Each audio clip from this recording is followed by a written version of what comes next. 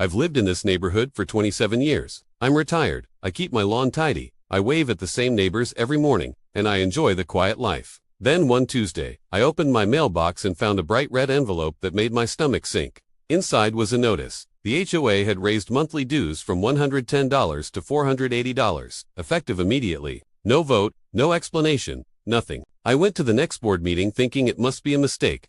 That's where I met Linda, the new HOA president. Perfect haircut, perfect smile, and a perfect knack for talking down to anyone who asked questions.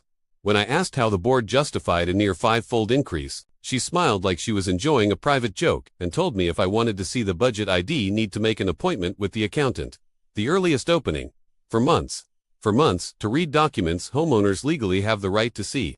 The room hummed with worried faces. Victories on fixed incomes. Young families with one paycheck, and Linda's answer made everything worse. I've run a construction company my whole life. I know budgets. Something smelled rotten, and I wasn't going to let my neighbors get robbed. The next morning, I called the accountant's office, but I didn't call as a homeowner.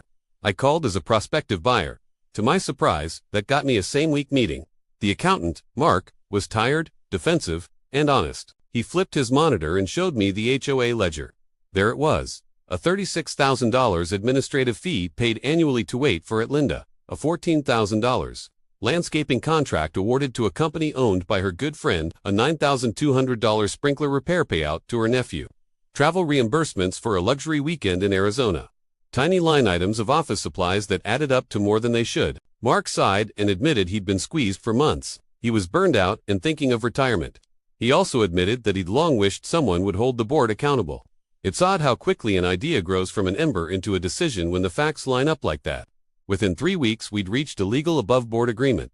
I bought his accounting practice, office, software, client lists, physical ledgers, everything. I paid him a fair price and hired him part-time to help me transition. It wasn't cloak and dagger. It was paperwork and checks, signatures and lawyers. Legally clean, totally public, and utterly disruptive to Linda's plans. Owning the books changed everything. For 2 long days, I read every invoice and cross-checked every payment. I made copies, printed spreadsheets, and put together a tidy, professional audit. There was no melodrama, just numbers. The $36,000 payroll entry was real, and direct deposit statements confirmed it. The landscaping contract had been invoiced twice, once for work done and once for consulting. That never happened. Receipts for parts matched, no purchases. It was sloppy, arrogant, and criminal enough to demand action. At the next HOA meeting, I walked in early, wearing a plain jacket and carrying a thick packet of printed pages. Linda arrived, smooth as always, and tried to run the room. I stood up and introduced myself as the new owner of the accounting firm that handled the HOA's books. A hush fell over the people assembled. I handed out the audit and told the room, calmly and plainly, what the numbers showed. You could feel the air change as neighbors read through the pages. Shock became outrage. Outrage became the demand for removal. Linda's face changed from confident to pale.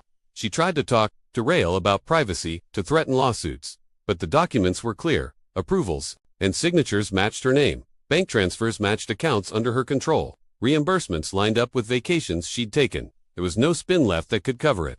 The vote to remove her was swift and unanimous. The board placed immediate holds on all discretionary spending, reversed the phantom administrative salary, and voted to roll the dues back to a reasonable rate while launching an independent county audit.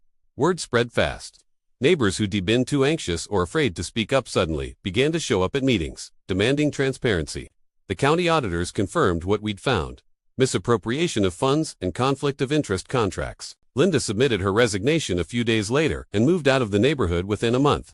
The HOA refunded some money, negotiated repayment plans for the rest, and restructured governance so no single person could unilaterally create line items, labeled administrative fees, and deposit them into a personal account. Best of all, monthly dues were lowered not just back to $110, but to $90 after we trimmed wasteful contracts and stopped paying inflated vendor invoices.